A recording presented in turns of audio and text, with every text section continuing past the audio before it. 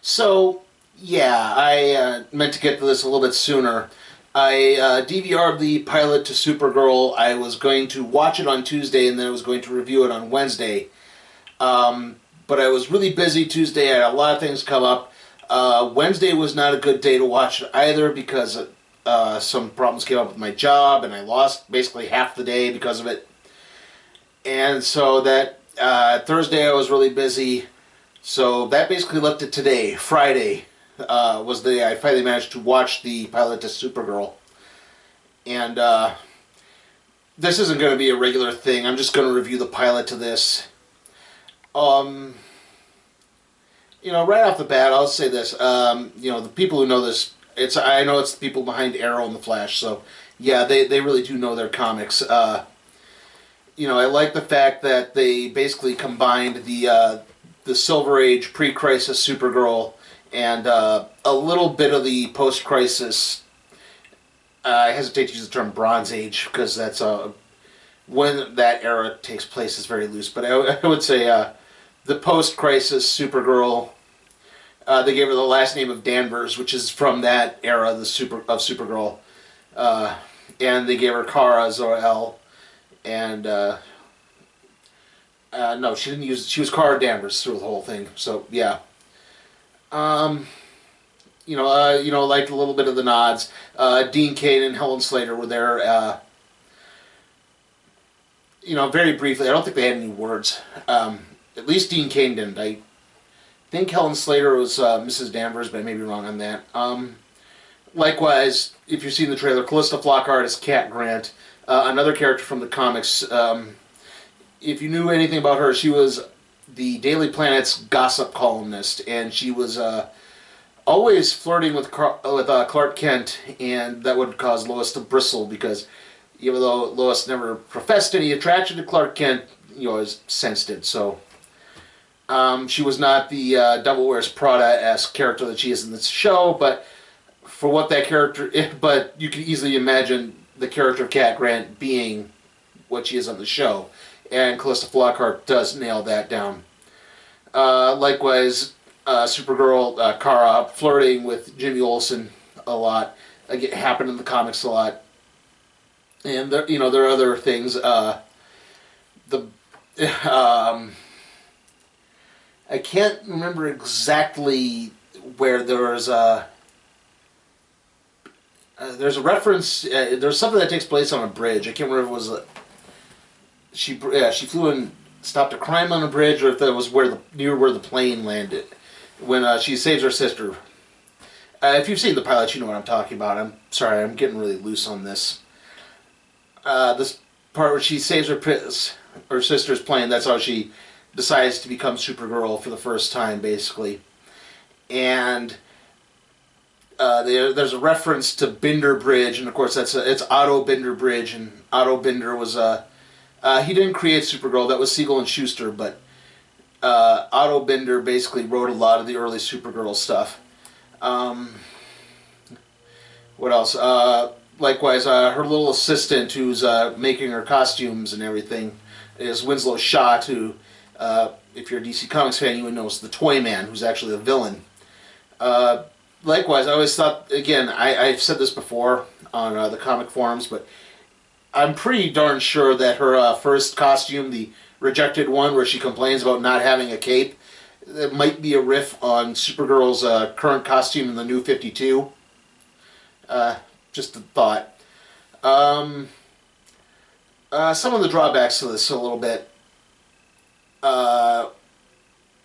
One, the effects are really, really hit or miss. The Krypton stuff, the stuff with her ship landing, they look horrible. I mean, not even like bad for TV. I mean, just bad. They look like Asylum movie effects. Or if you've seen the sequel to Birdemic, not the original one, the sequel that came out, I think it was last year. That's how badly rendered they look, including the infamous poorly composited explosion from the trailer. I will say this: there was one really good effect. The plane crashing effect was pretty well done. A lot of the flying stuff and the heat vision effect that she has when she uses it on Vartox, the villain of the piece. And Vartox is from the comics too, I know that.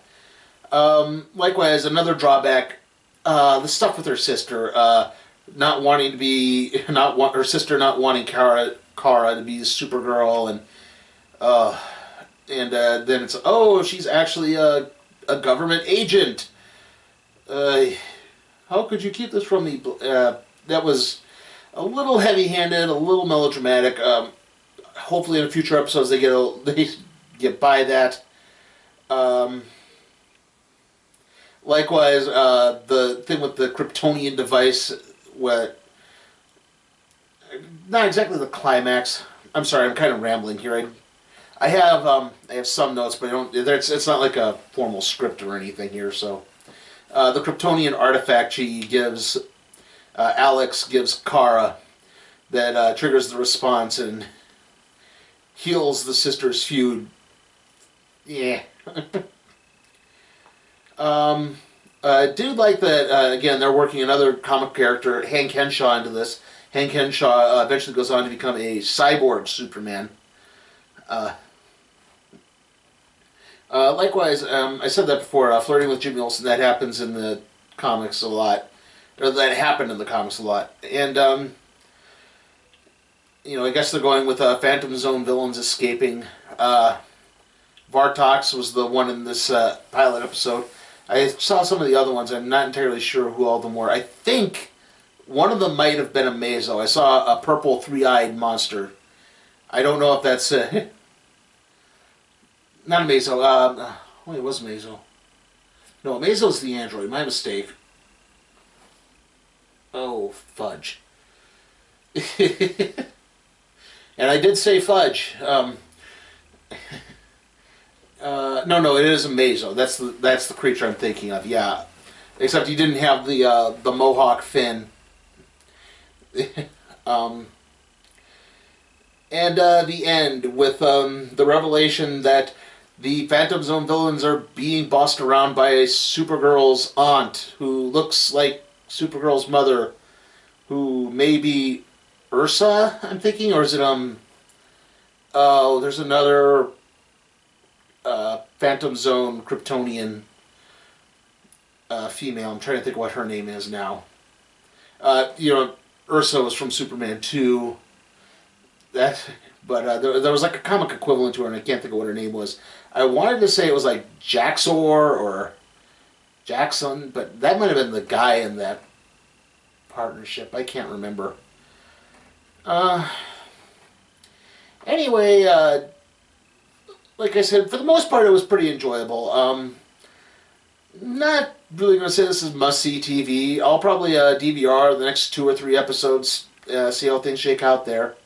And like I said, this is just a review of the pilot. I'm not going to do a vlog every week for Supergirl.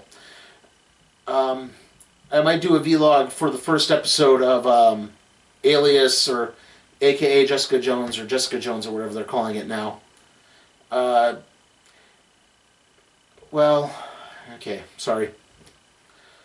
Really starting to ramble towards the end here. I'll just wrap this up. See you next time.